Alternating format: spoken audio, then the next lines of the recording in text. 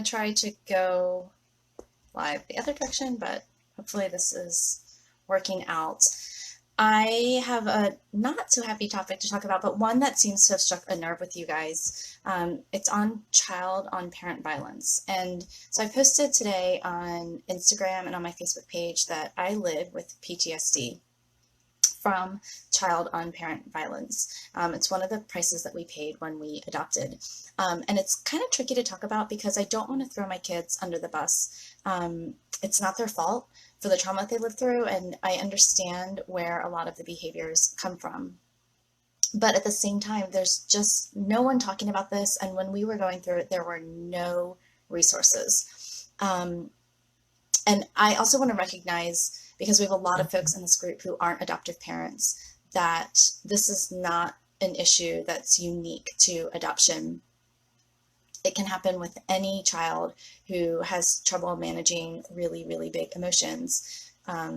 Kids with ADHD, kids who are on the autism spectrum, etc., etc. So if you're joining me live, go ahead and let me know that you're here. Say hello. If you're watching the replay, comment replay. It's really important to know that we're not alone in this journey. If we haven't met, my name is Melissa Corkum. I am a parent coach at thecorkwordonline.com, bringing you parenting advice that works so you can laugh more and yell less, and also hopefully have less PTSD. If you're watching this video on YouTube or Instagram, the replay, I would invite you to join the conversation in our group.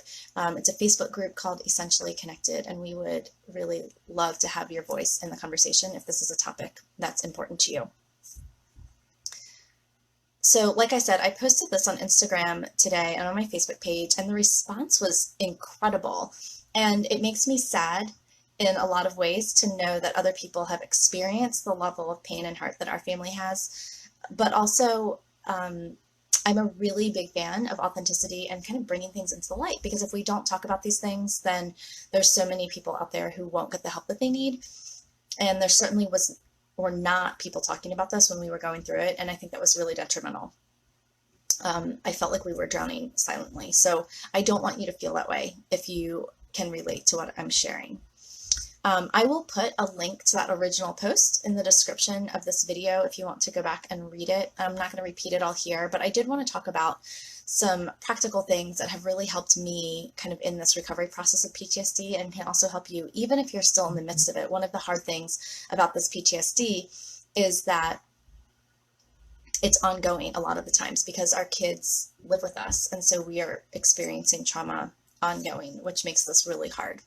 So the first thing is find a safe community of people who understand. Like I said, isolation is the worst thing for the situation. We can convince ourselves that we're the only ones. We can kind of become martyrs. And even worse, we can feel like we're crazy. I know in our situation, our daughter did not act violently towards other people, pretty much just me, sometimes my husband, but other people did not experience her in the same way that I did, which meant that they didn't understand why I didn't have warm and fuzzy feelings for her, which was really hard because, again, like the rest of the world was experiencing her one way and I was experiencing her the other way, and so I literally felt like I was going crazy. Second, I would really, really encourage you to find a body work practice that can help your body release the trauma, and that does a lot for our minds as well.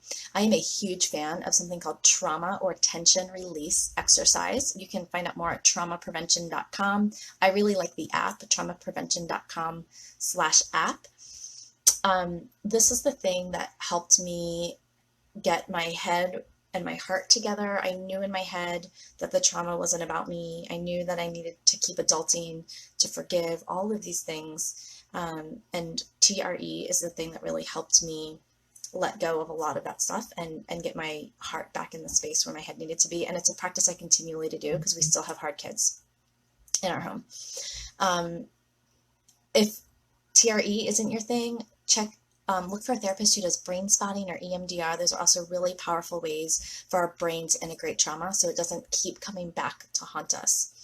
Third, practice mindfulness. The first step of my real life behavior plan that I coach families in is to reflect on how the behavior is affecting us. How do we feel? Not just the emotions that come with that, but how does our body experience it when our child starts to ramp up with a really challenging behavior or one that could get violent. The next part of that plan is to think about how to empower yourself now that you recognize what your body and mind is doing in the moment, so that you can be in control of yourself and not let fear and panic rule not just your actions, but that also closes your mind to possible solutions. And I know that when our kids are violent, it feels like we're back between a rock and a hard place. So there are so many more things that I want to share about this, but I want to hear from you. I want to start a dialogue. So if you've experienced child and parent violence, what have you found? What resources have you found in your community? And what can I do as a coach and as a leader of this community to help? So remember, you're a good mom doing good work, and you are not alone. I look forward to chatting with you, friends.